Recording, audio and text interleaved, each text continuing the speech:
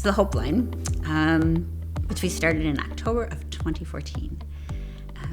The HOPELINE is an emotional support text line. And I think at first people questioned, like, text? How are you going to understand their feelings? How are you going to even understand what they're saying? You know, kids put everything in codes. How are you going to understand it? But we still did it. And how it came about was really, we sort of looked at what was happening prior to a suicide, especially of a student, a youth, someone that had so much life ahead of them. And we realized they were reaching out, but they were reaching out to their friends. And yep, they were reaching out to their friends, but their friends didn't have the skill set to say, this is really serious. So you had a 15-year-old reaching out to a 15-year-old saying, you know what, this really hurt. They put this all over social media and it's a lie. And everybody believes it now. And the other 15-year-old was saying, yeah, but you know what? I got to get back to doing my homework. And my dad's yelling at me that I got to go, shovel snow. They weren't thinking that that last conversation could be the last conversation that they ever had. So, texting. It's the mode of communication of our youth. And suicide is the second leading cause of death amongst our youth. So if you're going to reach them, go to where they're most comfortable and text.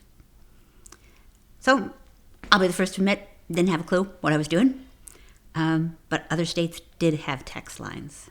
And people were gracious enough to answer my cold calls and say, hey, I'm Barb from Wisconsin. You have a text line. What did you do and how did you do it? And what should I look for? And what's good, what's bad, and what are the pitfalls? And some really amazing people mentored me and answered those questions of, hey, if you're going to do it, only open it for a little bit. And if you're going to do this, here's some of the things that you should look for. Make sure that you understand verbiage. Make sure that your responders know that they're mandatory reporters. All things that I was like, okay, we got to really think about this. So it was a lot. It was a lot to take on. But yet, sitting there and doing nothing wasn't an option either. So with that, you realized you had to buy software and licensing. Money. Okay. And it was a new concept. And sometimes new concepts aren't necessarily something that people understand. So it really wasn't something that people were willing to fund. And so we still wanted to do it. So true to Wisconsin, we had a meat raffle. If people don't know what a meat raffle is, it is the coolest thing. It's like a spinning wheel and your number is like, hey, you just won 2 pounds of pork chops. And hey, guess what? Now you have a slab of bacon. And it's great. And we also did a golf outing. And combining them together, we had enough money to purchase that software. And then it was, okay, how are we going to have a curriculum? So when people answer those texts, what are they going to say? But I did know one thing, is they had to have empathy and compassion and respect. So literally started with 9 wonderful human beings that said, we'll step up, we'll be those responders. Wrote a curriculum, gleaned from all the other states' curriculums, and we came up with, okay, this is the training program. And I think back now and go, yeah, like there were so many obstacles, but each time we got through them. At the time, the Center for Suicide Awareness was in this old, and when I'm talking old, like 1800 old school building that was converted into offices. And I'm sure there was quite a few things that were haunted in there because we always heard like lockers closing in the middle of the night type of things. But one thing that was unique about it was the heat turned off at 4 o'clock. So if anybody's ever been in Wisconsin, you pretty much need heat all the time, much less after 4 o'clock. And if you remember, we started in October of 2014.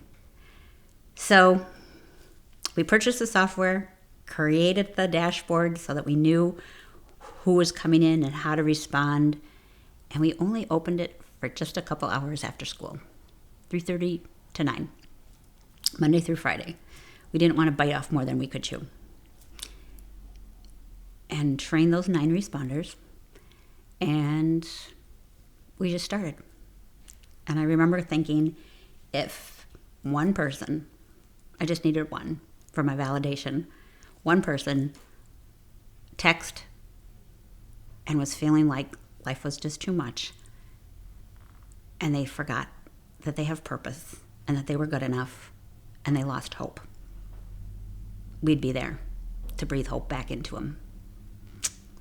That was my standard. I just needed one.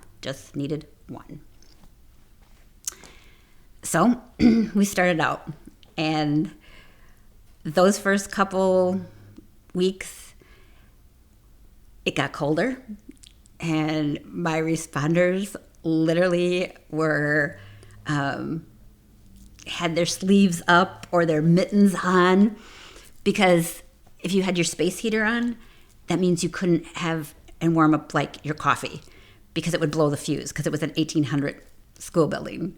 So many times you'd be bundled up in layers and layers and layers, and a scarf and mittens and Kleenex, of course, because your nose was going to be running, and just kept your space heating and waiting and waiting. And little by little, people started texting. And we had no budget. I mean, we had no budget at all. So it wasn't like we could be like splashing it all over, social media, and we didn't have websites, and we didn't have all the ways to get it out there. But what did carry it out there is people that used it and said, hey, it worked for me, so it can work for you. And so we got through winter, and